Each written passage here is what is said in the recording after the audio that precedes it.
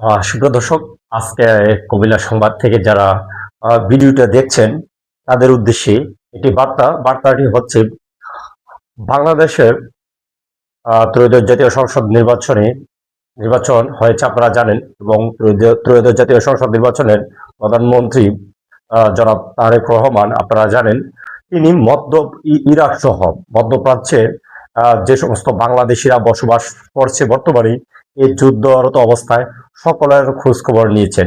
এই বিষয়ে বিভিন্ন আপনারা জানেন বিভিন্ন মিডিয়াতে লেখালেখি হয়েছে। আমরা তার এই ধারাবাহিকতা একটি মিডিয়া নিয়ে আজকে আপনাদের সামনে এখন তুলে ধরছি। বিষয়টি আপনারা দেখতে থাকুন কুমিল্লা সংবাদ ফেসবুক পেজের মাধ্যমে।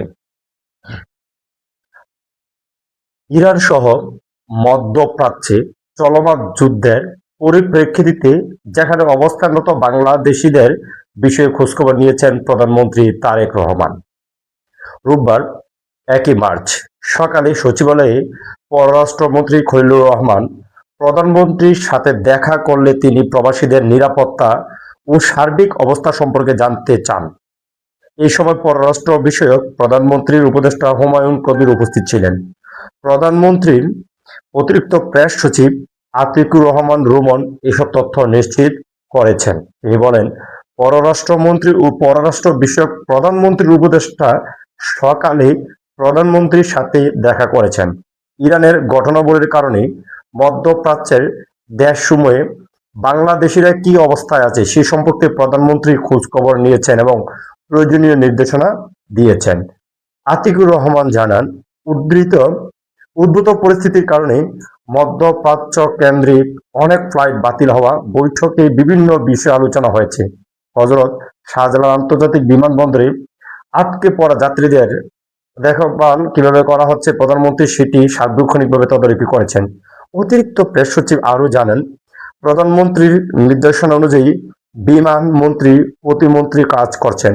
বিমান প্রতিমন্ত্রী সকাল থেকে বিমানবন্দরে অবস্থান করেছেন এবং প্রবাসী কল্যাণ মন্ত্রীও এই কাজে সার্বক্ষণিকভাবে নিয়োজিত রয়েছেন। আমরা আসলে দেখেছি বাংলাদেশি শুধু এখন শাহজালাল বিমানবন্দরে কিন্তু মধ্যপ্রাচ্যে যাওয়ার জন্য এবং অনেক দেশে যাওয়ার জন্য কিন্তু আপনারা জানেন সকাল থেকে গত 2 দিন যাবৎ বসে আছে। কখন পরপর কিন্তু একটা নোটিশ আসছে ফ্লাইট বন্ধ, যার কারণে কিন্তু কেউ এখন যাচ্ছে না। এই বিষয়গুলো কিন্তু আমাদের বাংলাদেশের বর্তমান প্রধানমন্ত্রী তারেক রহমান কিন্তু খোঁজখবর নিচ্ছেন এবং মধ্যপ্রাচ্যে ইরান সহ বিভিন্ন দেশে যারা বসবাস করছে বর্তমানে, হ্যাঁ, ওই সমস্ত বাংলাদেশিদের খোঁজখবর নিচ্ছে বিভিন্ন মাধ্যমে। আসলে আমরা এইরকম একটা দেশে এসেছি এবং এইরকম একটা দেশের প্রধানমন্ত্রী এবং প্রতিটা সময় আপনারা কিন্তু আপডেট পাচ্ছেন বিভিন্ন মিডিয়ার মাধ্যমে। সর্বশেষ আজকে যে আপডেটটা ছিল আপনারা জানতে পেরেছেন যে খুব দ্রুত হয়তো একটা প্রয়োজনীয় ব্যবস্থা নেবে যারা হযরত শাহজালাল বিমানবন্দরে আটকে আছেন এবং বিশ্বের বিভিন্ন মধ্যপ্রাচ্যের দেশগুলোতে আটকে আছেন।